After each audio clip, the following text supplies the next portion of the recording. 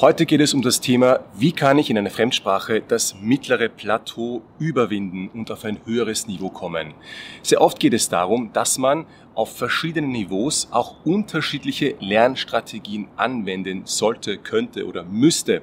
Und deswegen möchte ich heute 5 verschiedene Tipps, die hoffentlich sehr interessant und auch sehr spezifisch sind, hier vorstellen. Und zwar, ich beginne mal mit Tipp Nummer 1. Und zwar, nimm dir einen Inhalt, der sehr, sehr schwierig ist, der dich aber trotzdem sehr interessiert. Das heißt, du würdest sehr gerne wissen, was da genau passiert, was in diesem Audio oder in diesem Video genau gesagt wird. Oder zum Beispiel nimmst du einen Roman, du nimmst ein schwieriges Buch, das du gerne verstehen würdest und das eigentlich zum gegebenen Zeitpunkt noch weit über deinem Niveau liegt.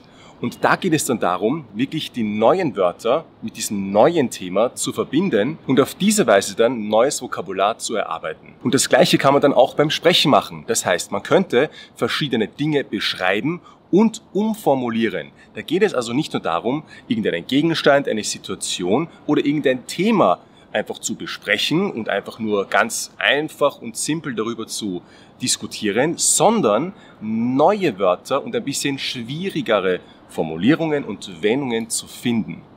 Ich könnte also beispielsweise sagen, ich habe hier eine Kamera, die Kamera ist weiß, die Kamera ist viereckig und so weiter. Das sind relativ simple Beschreibungen zu diesem Objekt, zu diesem Gegenstand. Ich könnte jetzt auch weitergehen und sagen, es gibt hier ein Objektiv und es gibt eine Spiegelung und dann gibt es noch in den Einstellungen verschiedene Dinge, die man hier machen kann. Also du siehst, man kann den gleichen Gegenstand oder das gleiche Thema auf sehr einfache und auch auf sehr schwierige oder niveauvolle, auf sehr spezifische Weise beschreiben. Ein weiterer Schritt wäre hier, dass man ein sehr spezifisches Thema nimmt, zum Beispiel emotionale Intelligenz oder ein medizinisches Thema oder ein wirtschaftliches Thema, zum Beispiel irgendwelche wirtschaftlichen Regeln, der Markt und so weiter und so fort. Und dann könnte man eben mit einem neuen Vokabular darüber diskutieren und sprechen. Und im nächsten Punkt geht es dann um das Hören. Und zwar geht es um die ganz intensive Analyse von bestimmten Mustern in der Sprache. Also die Tonalität, der Akzent, die Aussprache. Gibt es vielleicht Wörter, die miteinander verbunden werden, wenn man schneller spricht?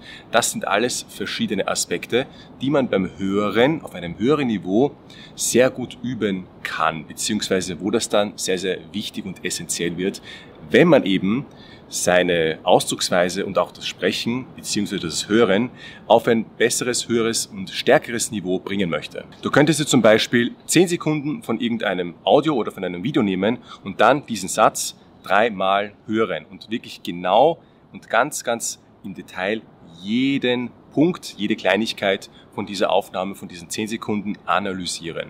Im nächsten Punkt kannst du Selbstgespräche führen mit einem ganz wichtigen Aspekt, einen Persönlichkeitswechsel. Und zwar könntest du über ein Thema diskutieren und dann 2 verschiedene Ansichten zu dem Thema darstellen, beziehungsweise 2 Personen darstellen. Also stelle vor, es gibt eine Diskussion oder eine Debatte über irgendein bestimmtes Thema. Dann kannst du 2 verschiedene Personen spielen. Das ist auch ein Training, wo eben das Gehirn sehr, sehr flexibel bleiben muss und wo dann sehr viele verschiedene Vokabeln, Wörter und auch Wendungen benutzt werden.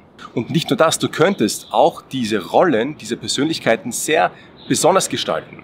Du könntest einen Politiker oder eine Politiker spielen, einen Nachbarn, eine Nachbarin, einen Teenager, einen Schüler, einen Studenten, eine Studentin, einen Professor und so weiter und so fort. Also du könntest in verschiedene Rollen schlüpfen und dann auch versuchen, diese Rollen zu imitieren.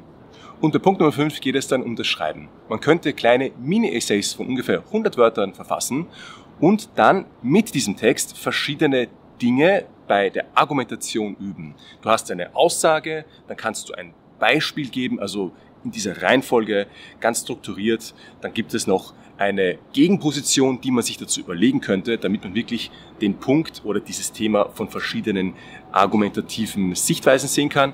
Und dann könntest du noch eine Schlussfolgerung ziehen. Also das sind so Punkte, wo man sehr, sehr kurz und knapp einen kleinen Text zu einem Thema schreiben kann. Und vielleicht macht das auch sehr großen Spaß.